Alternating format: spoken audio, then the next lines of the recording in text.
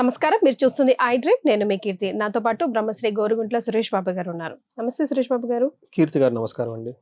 గురువు మారడం అన్నది చాలా ఇంపార్టెంట్ ఫేజ్. కోర్స్ ద్వాదశ రాశుల్లో కూడా చాలా ఇంపార్టెంట్ ఫేజ్ అని. మంచి, చెడు ఒక్కొక్క రాశికి ఏం జరగబోతుంది, ఎలాంటి చేంజెస్ రాబోతుంది, ఉంటే 1 ఇయర్ పాటు వారు ఉంటారు కాబట్టి ముఖ్యంగా ఈ 1 ఇయర్ పుట్టే పిల్లలకి చాలా చాలా విద్యా బుద్ధులు అలాంటివన్నీ బాగుంటాయని వింటున్నాం. మరి వాళ్ళకి ఎలాంటి వాళ్ళకి అన్ని తెలుసుకుందామండి ఒకసారి. సో కన్య రాశి వారికి గురువు మార్పు ఎలాంటి రిజల్ట్ తీసుకొస్తుందండి?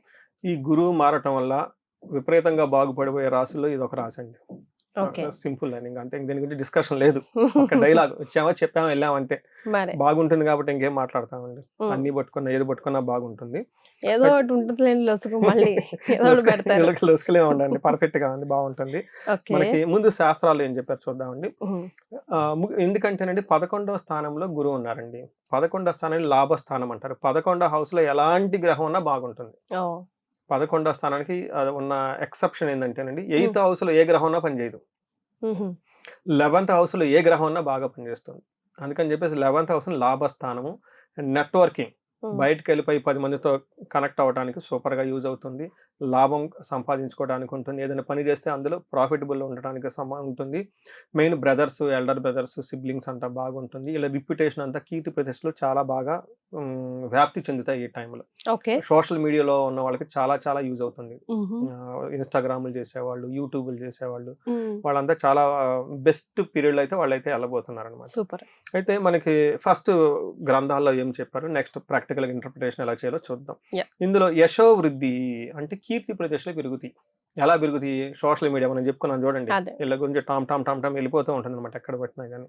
సర్వత్ర విజయం సుఖం, సింపుల్ అండర్స్టాండింగ్. ప్రతి చోట వీళ్ళకి విజయవంతంగా ఉంటుంది, కంఫర్టబుల్ గా ఉంటుంది. అంతేకాకుండా బలం, తేజం, ఫిజికల్ గా చాలా బలంగా ఉంటారు. ముఖం అంతా గ్లోరియస్, షైగా ఉంటుంది అనమాట.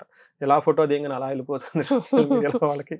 తర్వాత శత్రునాశాంత చాలా ఇంపార్టెంట్ అండి.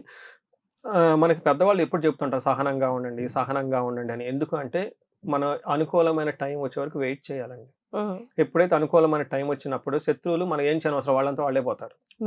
అందుకని మనం వాళ్ళ మీద కలబడని అవసరం లేదు, ఏమి లేదు. కొంచెం టైం వెయిట్ చేస్తే పోతుంది. అలాంటి టైం ఈ రాశి వాళ్ళకి వచ్చిందండి, కన్య రాశి వాళ్ళకి. నాకు తెలిసిన క్లయింట్స్ చాలా మంది ఉన్నారు. కొంచెం ఇన్లాస్తో ఇబ్బందులు పడేవాళ్ళు, సరైన బంధువులతో అండర్స్టాండింగ్ లేకుండా ఇబ్బందులు పడేవాళ్ళు, కొంతమంది వాళ్ళ దాటికి తట్టుకోలేక అబ్రాడ్ పారిపోయిన వాళ్ళు కూడా ఉన్నారు. చదువు వంక పెట్టేసి, జాబ్ వంక పెట్టేసి దూరంగా వెళ్ళిపోవాలరా బాబు అని. అలాంటి వాళ్ళకి ఏమవుతుంది, శత్రు నాశాంత, శత్రువులు అనేవాళ్ళు వాళ్ళంతా వాళ్ళే దూరంగా వెళ్ళిపోయే పరిస్థితులు వచ్చేసి వీళ్ళు ఏం చేయకుండా. మోస్ట్ ఇంపార్టెంట్, నాకు బాగా నచ్చిందండి, మంత్రసిద్ధి. ఈ టైంలో వీళ్ళు లలిత సహస్రనామం చదువుకున్న, విష్ణు సహస్రనామం చదువుకున్న చాలా మంది ఇవి చేస్తున్నారండి. ఎక్కువగా శ్రీ విద్య ఉపాసన చేస్తున్న వాళ్ళు ఉంటారు. రకరకాల లెవెల్స్ ఉంటాయి, లెవెల్ని బట్టి మంత్రాలు అవి పురస్చరణ చేస్తూ ఉంటారు. ఇలాంటి వాళ్ళు ఈ టైంలో చేస్తే మంత్రసిద్ధి వస్తుందండి. ఆ యొక్క మంత్ర దేవత ప్రసన్నమయ్యి వీళ్ళకి ఏ కోరికలు కావాలంటే ఆ కోరికలు ఇస్తుంది. So one of the beautiful time అండి. ఈ టైంలో ఎవరైనా ఆధ్యాత్మికంగా ఉన్న వాళ్ళకి ది బెస్ట్ రిజల్ట్ వస్తుందండి మంత్రసిద్ధి. ఈ టైంలో చక్కగా వీళ్ళు ఉపనయనం జపించేసుకోండి, గాయత్రి మంత్రం చదివేసండి. పవర్ఫుల్ మంత్రాలు చాలా ఉన్నాయండి. అవి కనుక చేసుకుంటూ ఉంటే మంత్రసిద్ధి వస్తుందండి. 6 months down to line 1 year లో అనుకున్న పనులన్నీ టక అయిపోతాయి. ఒక్కసారి సిద్ధి వస్తే అమ్మవారు దేవతలు వదిలిపెట్టరండి. అనుకున్న ప్రతి టైంలో వస్తుంది, బెస్ట్ టైం అని చెప్పుకోవాలి మనం. ఇది మనకి ఏకాదశి గురువు అంటే ఏకాదశిలో కనుక 11వ స్థానంలో గురువు ఉండటం వల్ల ఇవన్నీ వస్తాయి అని చెప్పుకోవాలి. ఇన్ సమరీ, కీర్తి వృద్ధి, బలము, తేజస్సు, అన్ని చోట్ల విజయము, శత్రునాశము, మంత్రసిద్ధి ఇవన్నీ వస్తాయని చెప్తా ఉంటారు. వీటితో పాటు గురువు యొక్క దృష్టి ఉండటంతో పెళ్లి కాని వాళ్ళకి పెళ్లిళ్ళు అవుతుంది. తర్వాత పిల్లలు పుట్టే అవకాశం చాలా చాలా ఎక్కువగా ఉంటుంది. గురు బలం ఉన్నప్పుడు పిల్లలు పుట్టడానికి బెస్ట్ టైం అండి. నాకు కొంతమంది అపాయింట్మెంట్ తీసుకుని అడుగుతూ ఉంటారు, 2 years గ్యాప్ తీసుకున్నామండి, 3 years గ్యాప్ తీసుకున్నామండి, ఇది కరెక్ట్ టైమా ఏంటండి అని చెప్తూ ఉంటారు. సో ఇది బెస్ట్ టైం ఈ రాశి వాళ్ళకి. అలానే కొంతమంది ఇప్పటిదాకా మ్యారేజ్ ఆగున్నామండి, హైయర్ ఎడ్యుకేషన్ కానివ్వండి, రకరకాల రీజన్లతోటి. సో ఎప్పుడు వస్తుంది అని చెప్తూ ఉంటారు. ఇది అగైన్ ది బెస్ట్ టైం అండి ఈ టైంలో వాళ్ళకి. ఎవరైనా ఆల్రెడీ 28, 30, 31 దాకా వచ్చి ఈ రాశి వాళ్ళు ఉండి ఉంటే ఇప్పటిదాకా కాలేదని టెన్షన్ వద్దండి, ఇక ముందు అయ్యే టైం వచ్చేసింది. కానీ ఈ టైంలో ఒకసారి వీళ్ళు జాతకం ఇండివిజువల్ చూపించుకోవడం చాలా ఇంపార్టెంట్. కొంతమందికి దోషం చాలా సీరియస్ గా ఉంటుంది.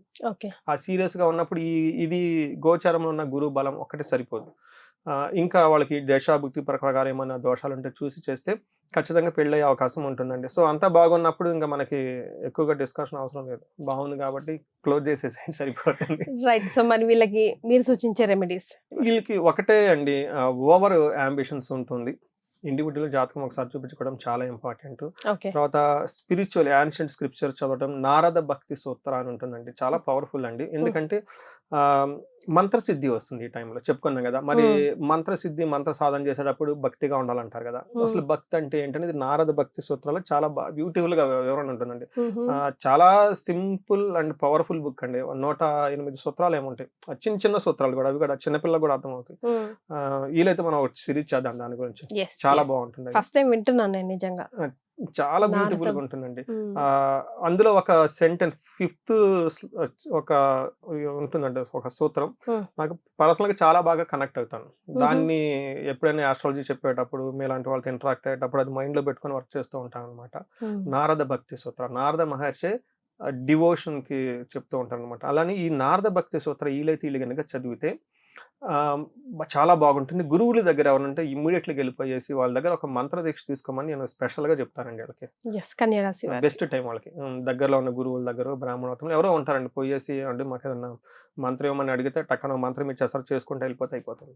Best time. మళ్ళీ 12 సంవత్సరాల తర్వాత ఇది వస్తుందండి ఈ టైం. చాలా సంతోషం అండి. ధన్యవాదాలు. ధన్యవాదాలు.